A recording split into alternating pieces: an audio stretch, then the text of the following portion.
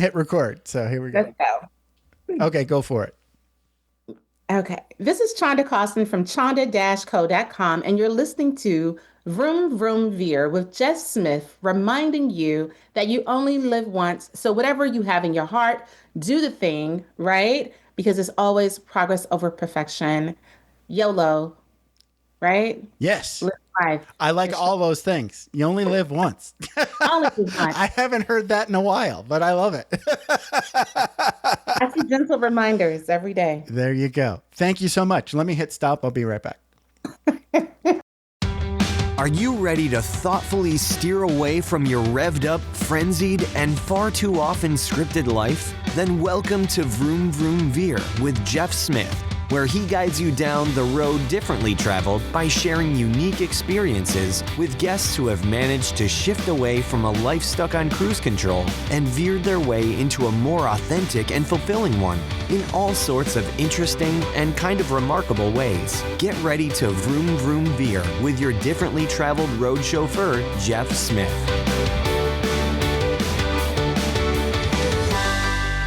Mark Winters, thank you so much for being on Vroom Vroom Veer and welcome to the show. How's it going? Going great, Jeffrey. Thank you so much for having me. Just chilling out here in beautiful Houston, Texas, hanging out, ready to do the thing. Yes. And if there's anybody ever watching video, we have the most chill video vibes going on. We got the beach and we got Aurora Borealis. One of these people is nerdy and the other one's like a cool surfer dude from the beach. Which one do you think I am?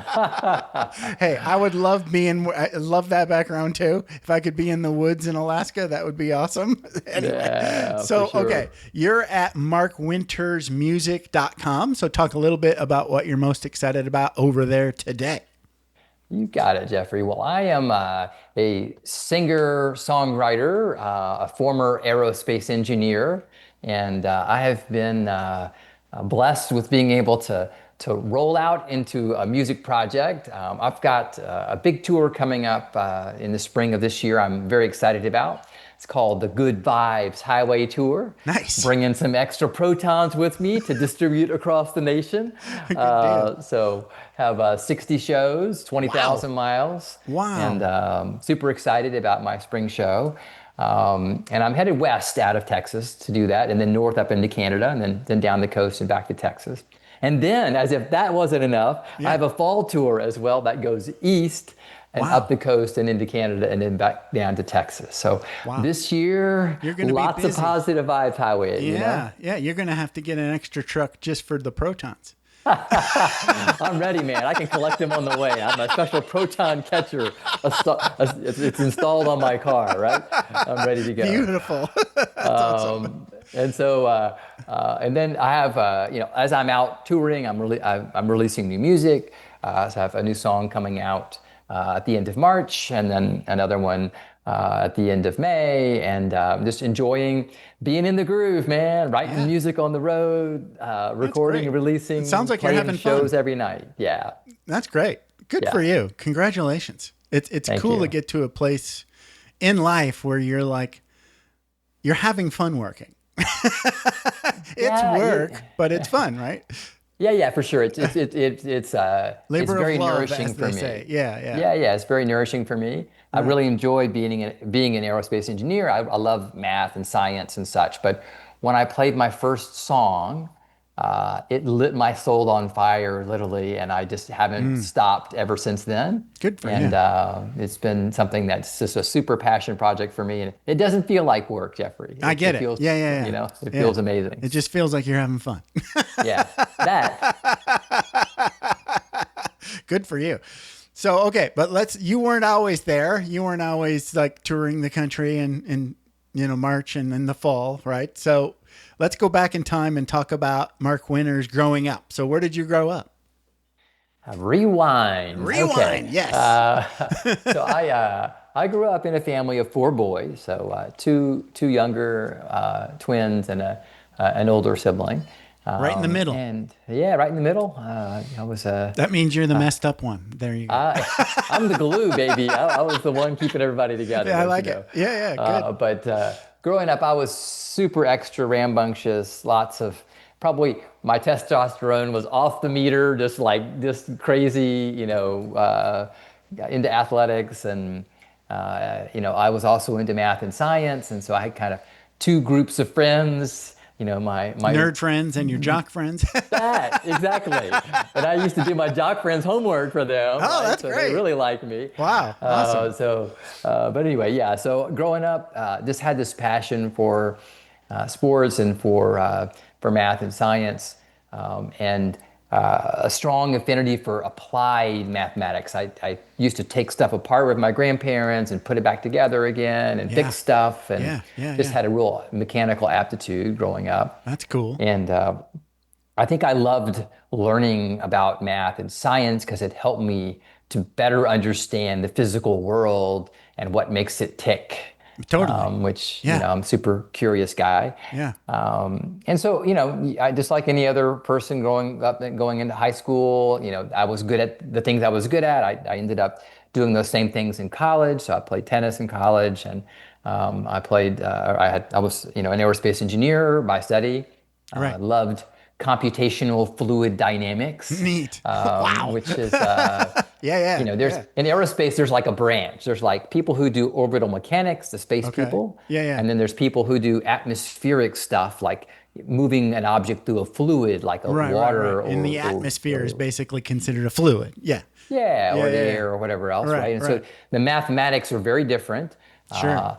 The most of the equations that we would still be using today do not have any solutions. Even with the best AI, the equations that we use to describe objects that are moving in the atmosphere, it's just still a mystery. How does it all actually work? We don't know. Wow. Yeah. Interesting. We probably have a better handle on the orbital mechanics stuff and space travel. Right. Until you get near a black hole, maybe. Yeah. Right. In vacuum, you can guess. It's easier to calculate, right? Yeah, for sure. Fewer variables, maybe. So, love a mystery, just sort of did the thing.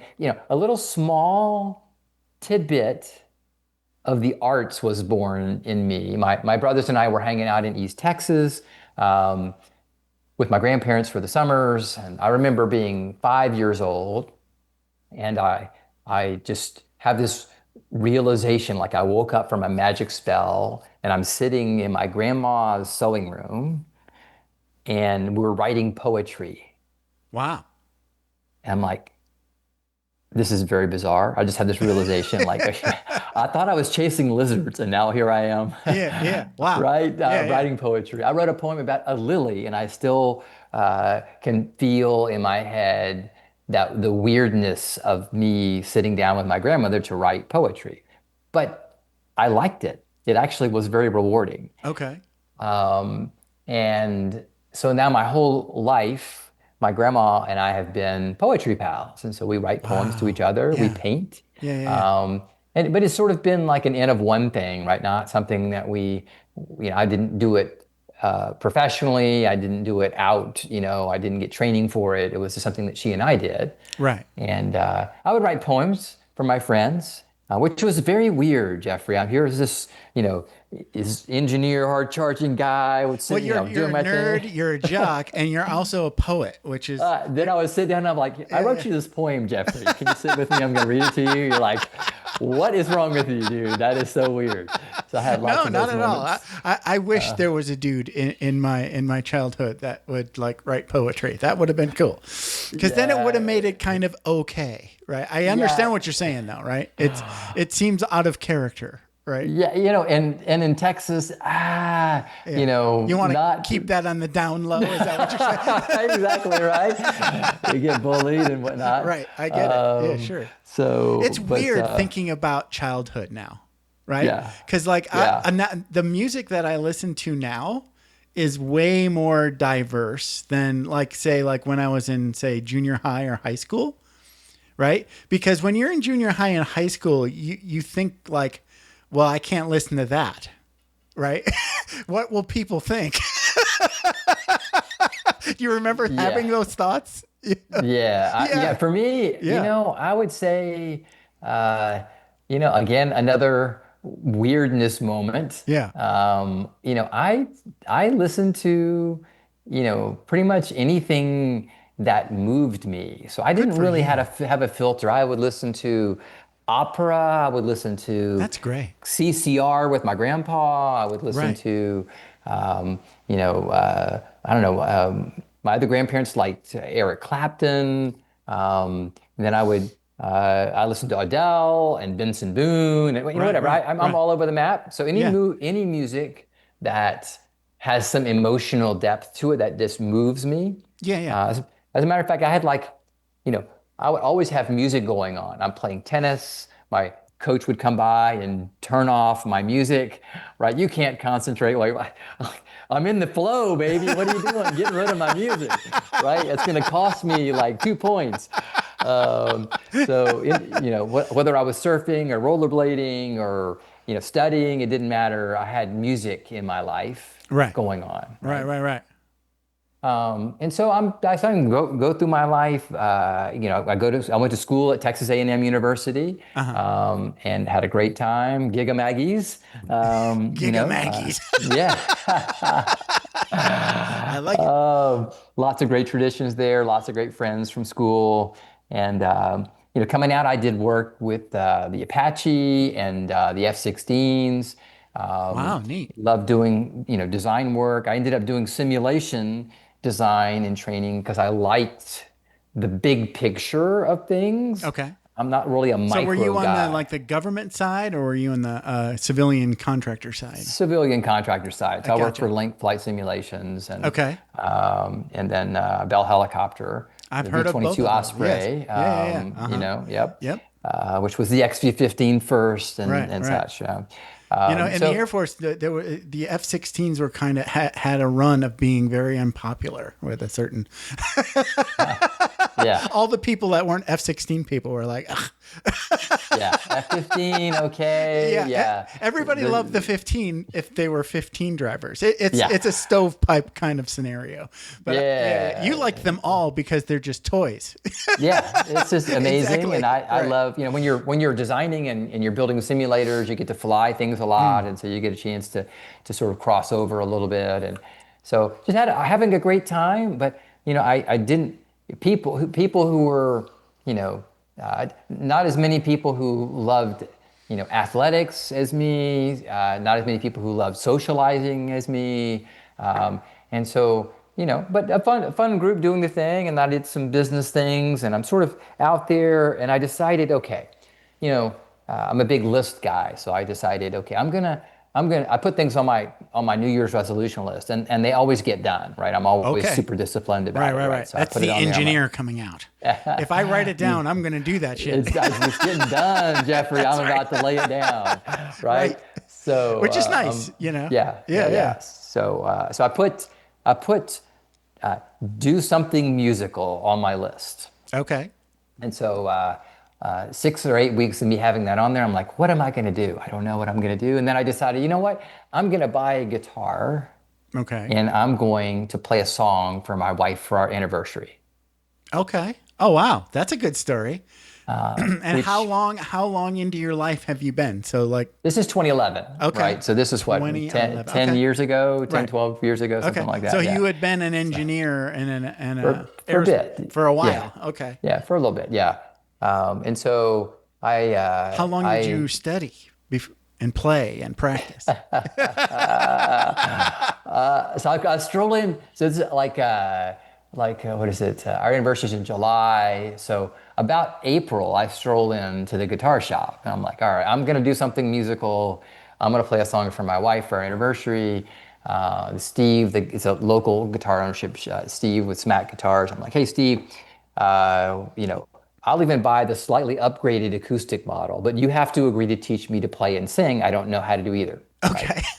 This is a And great he's like, story. I love this. okay, we're checking out, and he's Yeah. telling me about this and that and the other, and he's like, okay, so what else have you done musical? And I'm like, well, I said, nothing, right? I haven't. He said, you haven't played an instrument? No, not even in school? No. Have you sung before? Well, I don't know. Happy birthday, does that count?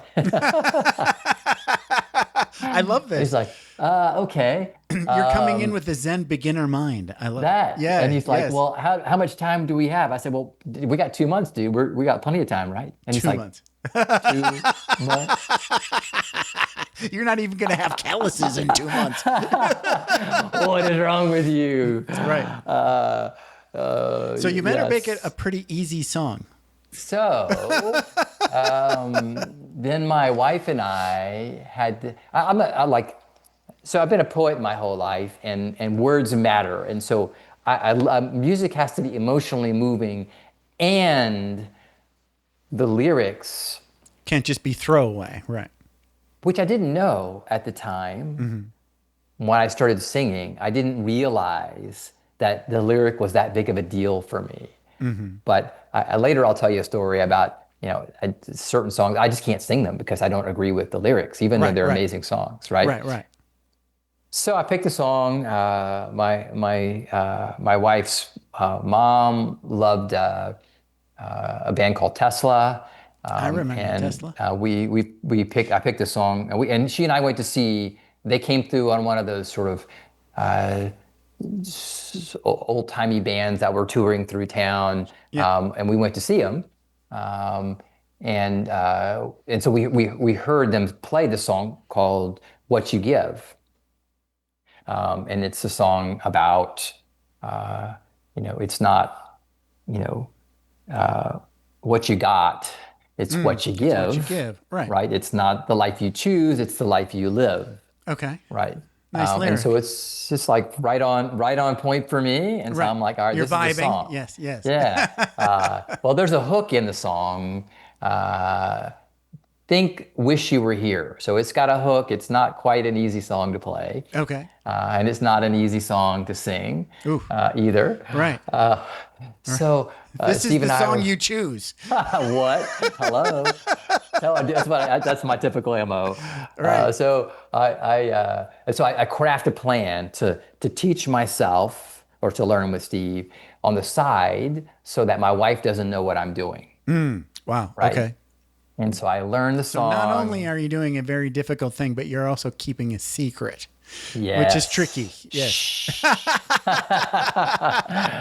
I am horrible at keeping secrets, so I couldn't do it. But anyway. Yeah. Good for you. I can't keep a secret from my wife unless it's like, if I'm planning on something, it's a surprise, then I can do it. But other than that, I can't do it. Not a sneaky secret. I get it. Yeah, Yes. like that. Yeah, so I'm like, all right. I get myself ready, and my daughter, she agrees to be my audience. So while my wife's at work, I set up a little table and I play the song to my daughter as I'm getting better, just so I have some practice in front of an actual person. Yeah. And I quickly learned, Jeffrey, I'm sorry, that I couldn't remember the chords and the lyrics at the same time. It was just so much to process because I just didn't know anything. Right. Yeah. And so I made this giant anniversary card, and my daughter helped me bedazzle it with glitter so it looked like an anniversary card. And inside of the card, I put the chords and the lyrics, just artfully hidden. Right? Smart. So I show up to our favorite Italian restaurant, La Trattoria. And Carlos, who's an amazing Italian romantic, I tried to call him to make sure he was okay with me doing this. And he said, yes, please, Mark, come and sing me your song. I'm like, all right. So we come sit down, and it's I think like a 25 top, beautiful wine cellar style Italian restaurant here in Houston. And we sat down, and I'm like, oh, I forgot something in the car. And I go back out to my car, and I come back with my guitar case. And my wife's like, what is that? Yeah, right. Is that like a machine gun or something? Are you gonna rob the place? She had no clue you even bought a guitar. Yeah. No, she didn't know anything. She's like, what? What is that? Yeah. Okay. Okay. So I pull my anniversary card out and pop it on the table, and my guitar out, and everybody in the restaurant's like sort of saying, hey, can we come? Yes. Can we come join in? And I'm like, well, come on, join the party. My wife said, sure. So they pull their chairs around, and I play this song for my wife. And Jeffrey, I tell you that the connection that I got with my wife and the people that were there, I was like riding this wave of the most amazing energy that I ever felt in my life. And it sort of seared into my mind that feeling and that notion of connection through music. Yep. Yep. And I tell you, it was such an emotional experience for me that I remember thinking the next day, like, first of all, where was this my whole life? And you never got those vibes when you were doing math. Is that what you're saying? No, even like I love racing motorcycles. I love going fast. Even when I'm in the zone, I could feel the flow of being in the thing, like surfing on a wave. You're kind of in the flow of being in it. Right. That's really rewarding, but it's not the same. Right. Right. Right.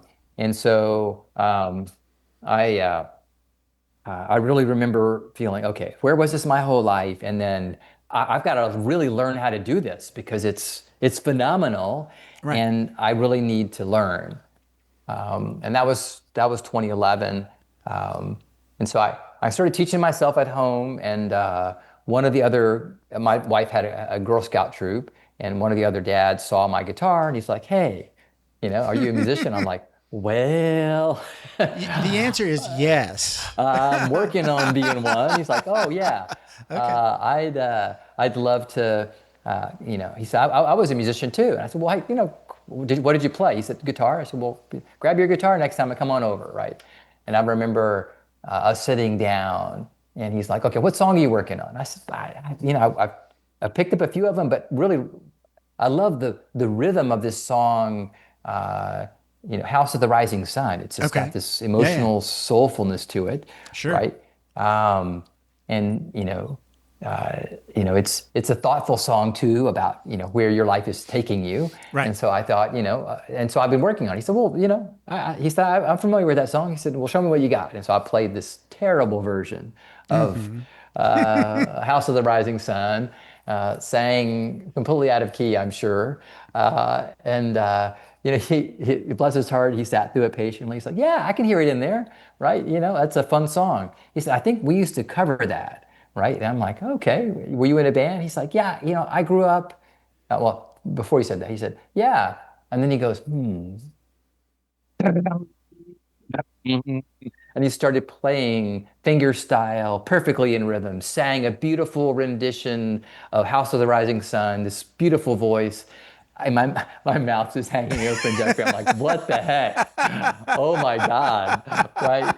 Well, now you know where you want to be. Yeah, he's like, yeah, I grew up singing in musical theater. Wow. And my whole family loves music. And I was in a band in middle school and high school and college. And I played all these songs and festivals. And, I'm like, wow. Yeah. His name is Blew your Manish. mind. Yes. Yeah, I'm like, okay, dude. What do you like to drink? Can I live in your pocket, please? Come to my house.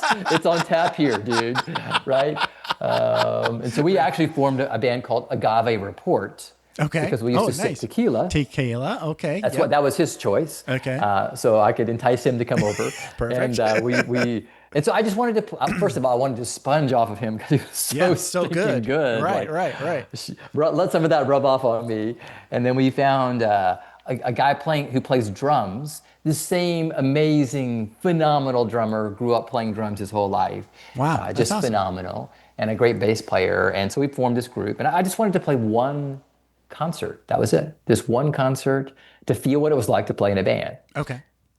So my first job, actually, Jeffrey, was to play lead guitar because he was such a great rhythm player and singer. Okay. That I got the only job available. Okay. Right? In the band. Okay. Yeah. So you were backing vocals and lead guitar. Okay. Yeah. Which is a terrible combination, by the way. Is it? And, okay. And learning lead guitar before you learn music theory and chords is a terrible way to learn lead guitar. Okay. All right. That's because lead guitar is you're basically doing like some improvised solo every once in a while, right? Well, what are you doing? but we're Yeah. playing a programmed song. It has a solo in the song. So you're supposed to match the solo. Yeah. So you can go look it up. And so it's by rote. You sort of basically go learn to do the thing by rote. Okay, gotcha. Okay. You're not doing your own solo. You're copying the and solo. so I learned to do the thing, and we played all these crazy eclectic songs because they had played all the regular songs in their growing up years. And so they were like, we're not playing boring stuff. Right. We're going to play, stuff that we like. Right. Playing for you. Yes. Yeah, exactly. Which is crowd even more pleasers also. Yeah, I would hope. Yeah, Yeah, so we played we played some Doors songs, we played some Eagles songs, we played some Cars songs. Doors is tough. I did Doors. I did what Come On Baby Light My Fire. So I was always a pretty popular karaoke singer, believe it or not. And I tried to do Light My Fire, and I realized just that one time, I was like, okay, I can't do that song. Yeah. I don't know what he had going on, but I can't match that vibe. Yeah. And I'd say it's a hard song. Yeah. And I would say, like, I wanted to play more modern songs and whatever. And so, we played some Neon Trees, and, I wanted to play some John Mayer, and, and so we started sort of messing around with what we were playing. We played our first show in 2014, 2015, which was phenomenal. It was a real garage band because our first show was out of someone's garage. That's great. That's awesome. Then I got more and more serious and started booking us to play a few shows out. And as we started playing a few shows out, I would sing lead on 2 or 3 songs in a set so that he didn't have to sing the whole time. And he was a great guitar player, so he could play, lead guitar himself too. Sure. And as I started singing, my buddy wanted to play lead guitar over this song, right? And I'm like this song called Santeria. And I'm like, I can't sing that song. Can we pick a different one? He's like, what do you mean you can't sing it? Uh-huh. We can change the key to fit your voice. No, it's not that. Uh-huh. The words, I can't. There's no way for me to interpret the words. Okay. To agree with my psyche. It just doesn't work. Right. It's like me and Light My Fire. It didn't work. Yeah. And so like we would play a song like you either connect with a song or you don't. Brown Eyed Girl we played, right? Van Morrison. You can get that. Yeah. That's a good vibe. But I had to change the lyric because my girl's got blue eyes. So I changed the lyrics to blue eyes. Okay. That works. It was sort of fine, but I started changing more and more of the lyrics, and people are like, you shouldn't do that, Mark. Someone wrote the song. I'm like, well, it's just how I would sing it. Yeah. So why don't you write a song, man? I'm like, okay, fine, I will. And so then you remembered that you were writing poetry with your grandma in the sewing room. That's right. Yeah. And I've been writing poetry my whole life. So so for me to think of, okay, I'm going to write a song then in 2018, I have things to say, and I can't find them in someone else's lyric. And so I started writing in 2018. The guys didn't want to quit their day jobs and, go on the road and do the band thing. Okay.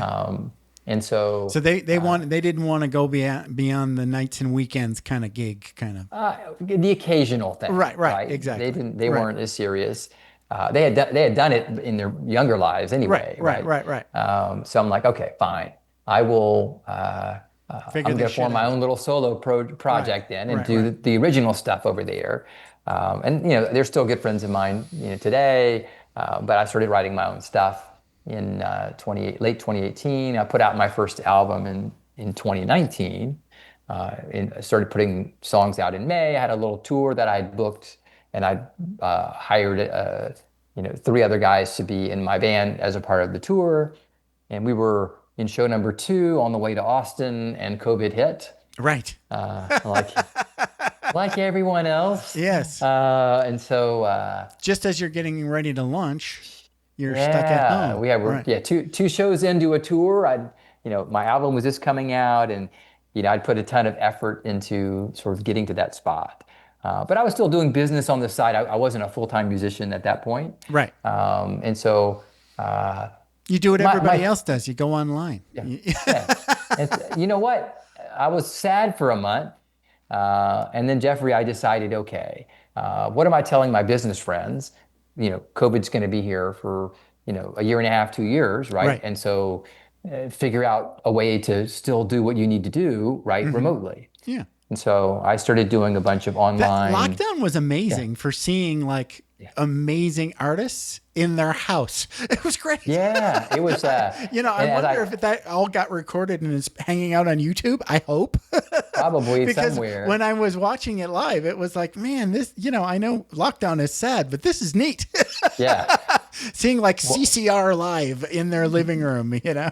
Yeah, that's It wasn't CCR, but it was the main guy. Yeah. Yeah, that's phenomenal. I'd say, you know, for me, I had written this album as a 4-piece light rock band. It wasn't, you know, it wasn't you know, a singer-songwriter arrangement. Right. And so I had to learn how to rearrange all my music. Okay. I didn't grow up being a singer-songwriter, right? So I had to learn how to rearrange it all to be able to play these original pieces that I had written and a few covers as a solo performer, which was a great journey for me. I hosted a few live streams for my friends and family, and I really loved it.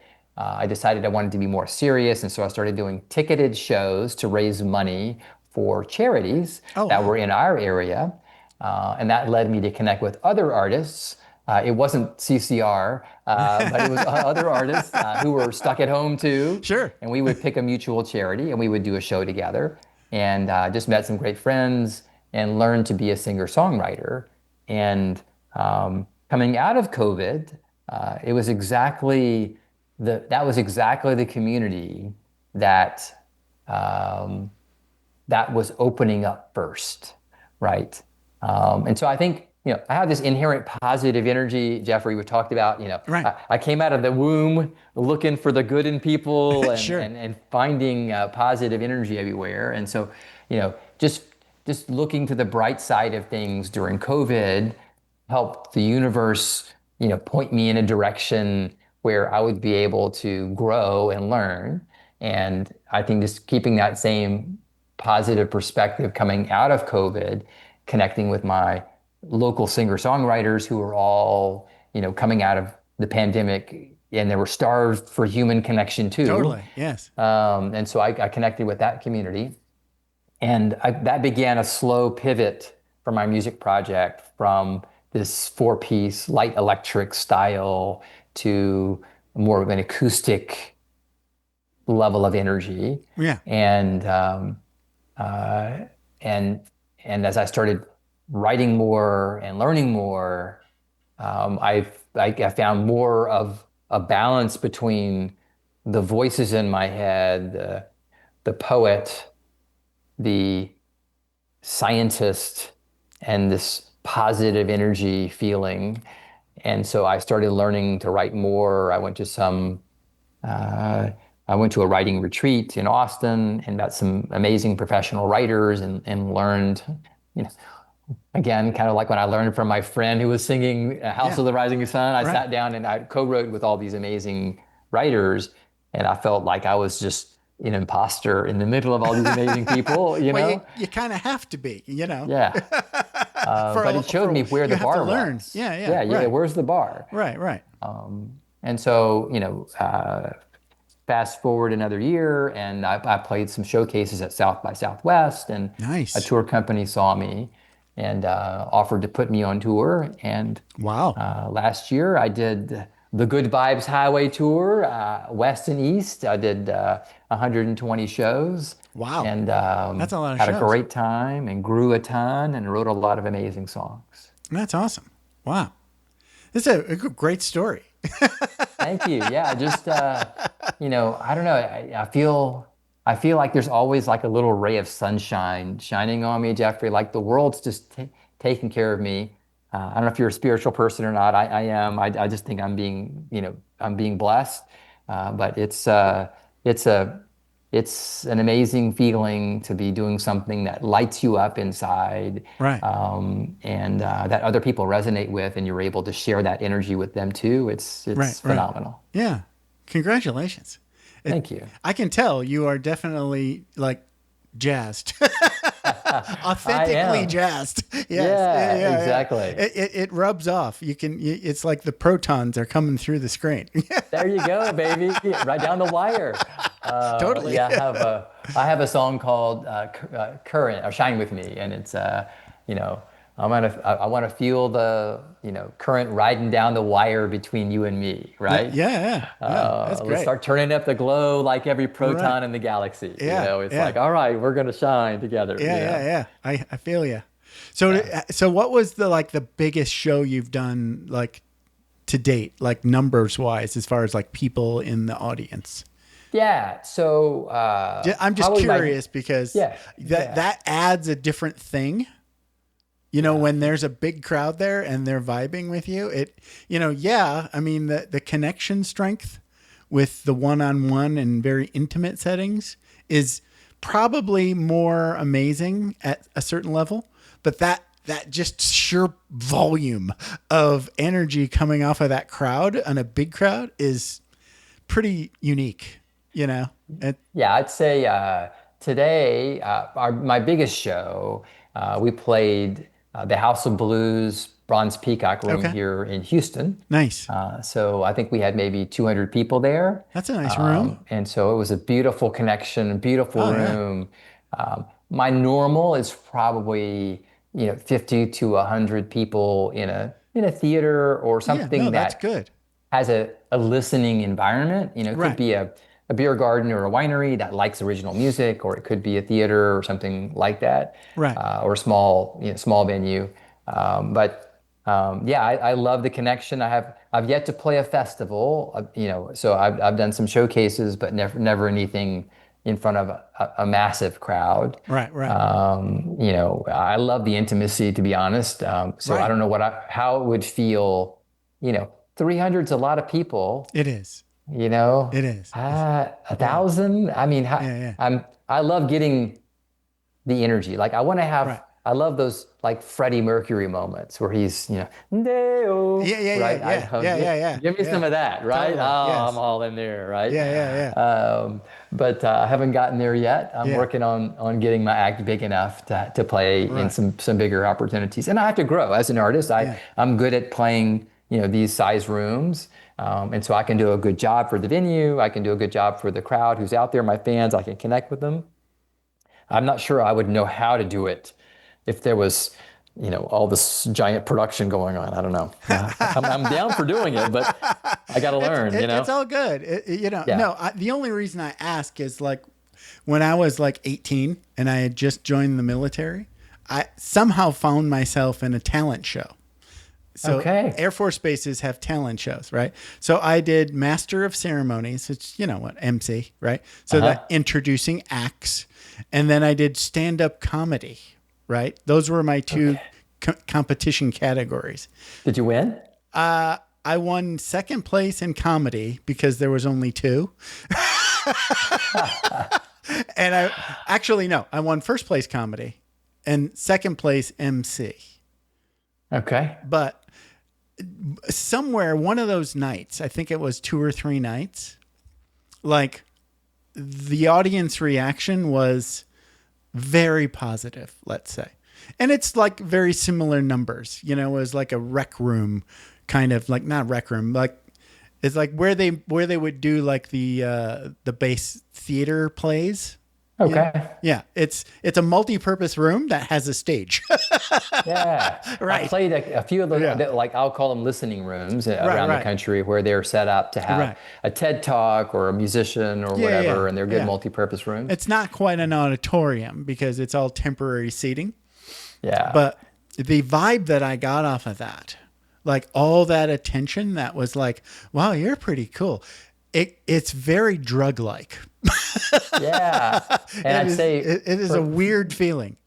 for me, it's like the thing that really lights me up is when people actually catch a few extra protons from my song, right? They'll come up to me after the show and tell me, okay, this song of yours made me think of my grandparents, or this song Right. of yours made me think of my brother, or like I remember my third show on my first tour in the spring of last year. I was out playing in New Mexico. A couple heard me on the radio, and they drove 3 hours and brought two of their friends because they had all this negative stuff going on in their life and they needed some positive energy. They needed some protons. Yes. They needed it, exactly. Yeah, and they yeah. came out and they knew they sang along to two of my songs. It was like, Wow. okay. Okay, they It know was the big, words. It was a big All right. downshift brewery, an amazing place in Yeah. Ruidoso, New Mexico.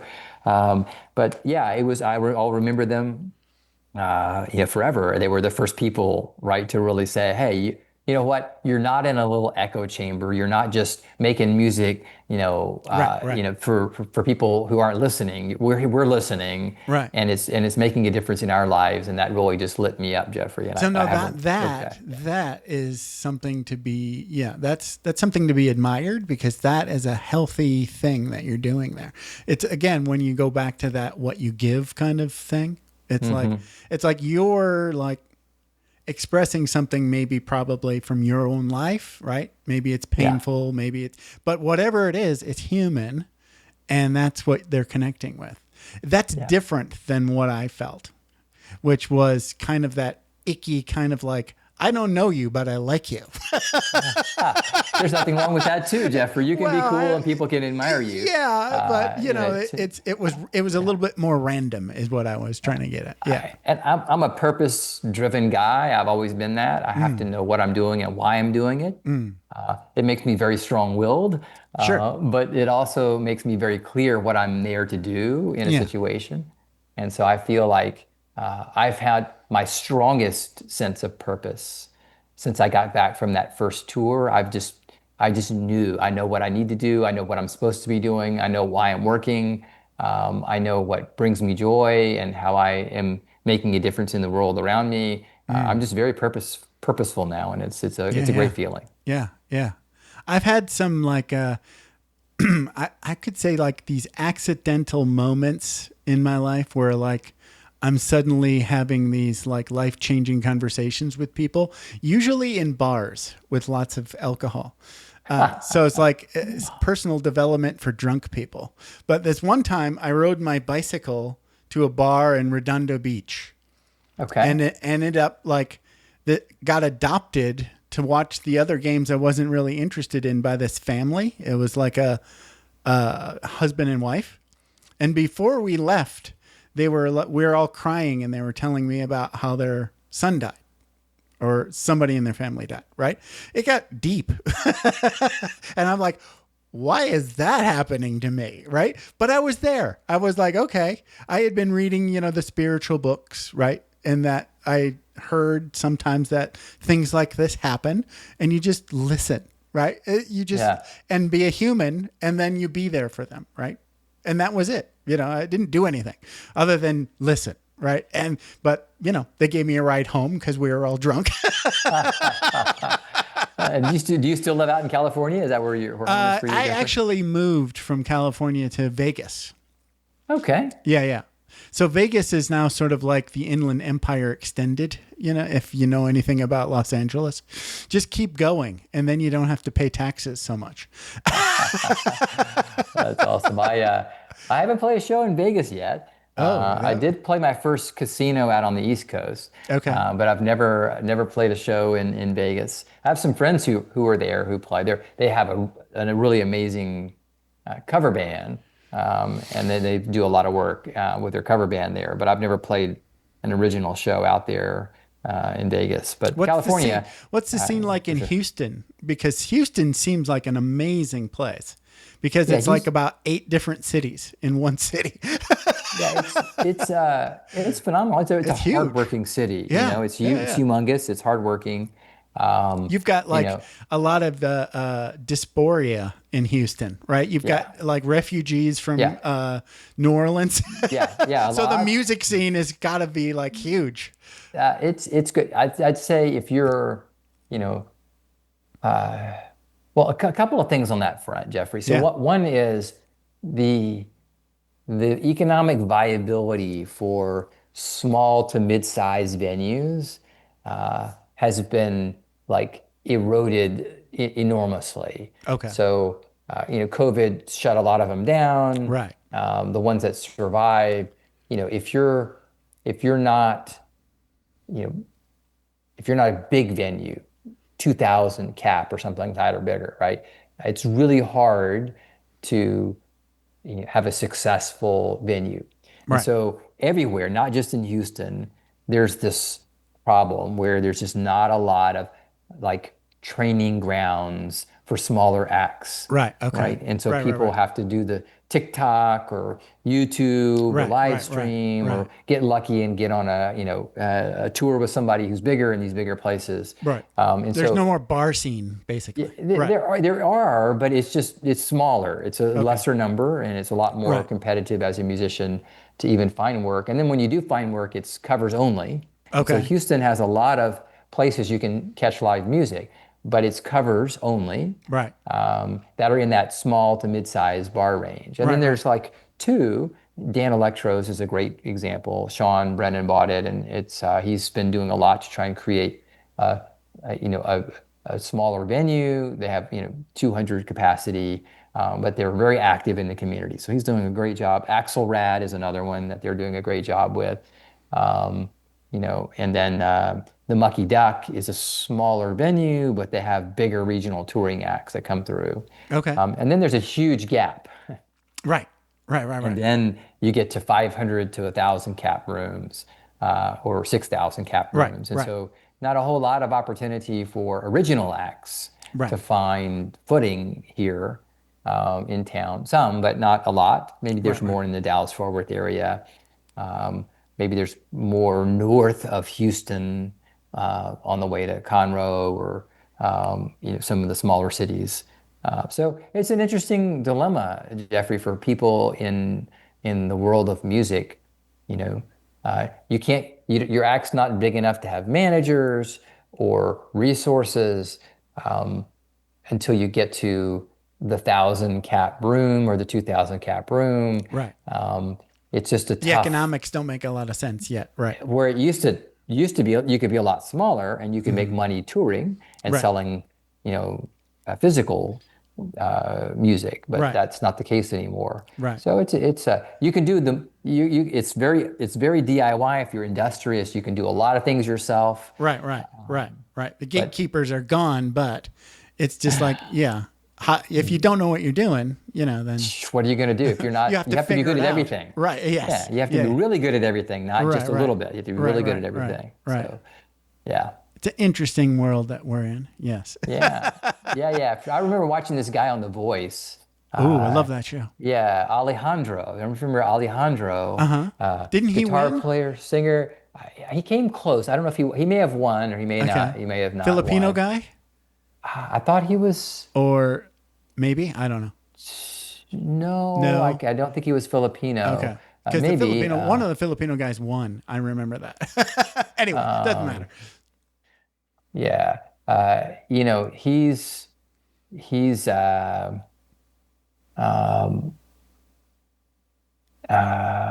won. I think he won The Voice. He's got an interesting name. Was it Alejandro Aranda? Maybe, but he's got his project has a different name. I can't remember the name of his, but I remember watching him win, and he was phenomenal. He had his own unique way to play the guitar, singing, piano. Yeah. Creative, super amazing guy. Yeah. But he's just not growing as an act. Right. Because he's sort of in that middle space, and you just, or Abby Carter, or whatever else. So I keep an eye on people who are ahead of me and kind of try to learn from them and see what makes them successful. And you really you need to get to the point where you've got enough momentum where you can play live music, where you can tour behind it. That's where you earn your living as a musician these days. And so I'm really working hard to connect in these communities. That's why I'm touring as much as I am. And learning from my peers, Yeah. But at every level, I mean, first you had to learn how to play guitar, right? Hello, you got to get your 10,000 steps in, right? You didn't grow up doing it, so you gotta put your time in. Yeah. Right. You gotta have those crappy recitals that everybody else did when they were growing up. You got to do them as an adult. That's not an easy thing. And your fingers really hurt. Yeah, I'm way past that now, but Good for you, of I did course. have to learn to sing well and get training for singing, and I had to learn I taught Songwriting, myself, right? yeah, and songwriting, and so the beauty of the internet these days, Jeffrey, you can teach yourself anything you want if you just Right. have a little bit of determination. Right. And That's so true. that part of it, the availability and access is there. It's just, I'm impatient and you got to put the time in. And Yeah. At every level, you have to put the time in. Yes. yeah, that. You are actually doing it as we speak. Yeah. Otherwise, you go vroom, vroom, and then you veer off the cliff, and then True. you didn't do what you needed to do, right? But, as long as you're still alive, you learn something. Yes. For sure. That's the key. Well, hey, Mark, this has been a blast. We're about an hour into this show. We should start wrapping up, I think. So That's cool, yeah. So how can folks best get in touch with Mark Winters? MarkWintersMusic.com. Got it. You can find All the socials are there? all the socials there. You can find your favorite streaming platform. My music's available everywhere. Excellent. And if you want a few extra protons, you can join my mailing list, Yeah. the Positive Vibe Tribe. I love the positive vibes. You can feel it. Yeah. And I will share a few things from time to time while I'm out on the road, or a few songs, like some rough versions of songs that I'm writing. Nice. And then, sometimes when I'm out on tour, I'll coordinate community events, volunteer events in the community through my email list. So, Oh, wow. Yeah, That's cool. It's, all things Mark Winters can be found there. Yeah. And it sounds like you're having fun. I'm having a blast, Jeffrey, for sure. I'm going to have to play a show near you in Vegas so you can come up and sing what was the song you sang? I didn't like it, but what was it? I really didn't vibe with Come On Baby, Light My Fire. Yeah, not that one. Have you ever but tried sing that Come song? On Baby, Light My Fire? Yeah. No, I have a friend of mine who likes the Doors. I but can't do that. Yeah. I'm with you. I can't vibe with that. Yeah.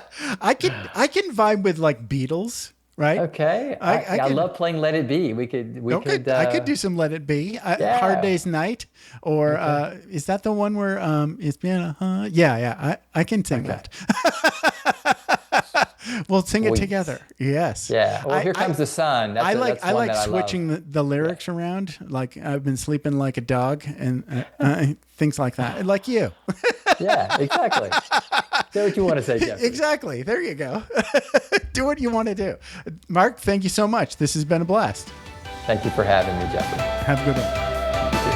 Thanks for taking the time to ride along with us on another episode of Vroom Vroom Veer. For podcast info and show notes, be sure to head over to vvveer.com. That's VVER.com. Man, that's fun to say. And we'll catch up with you next time here on Vroom Vroom Veer.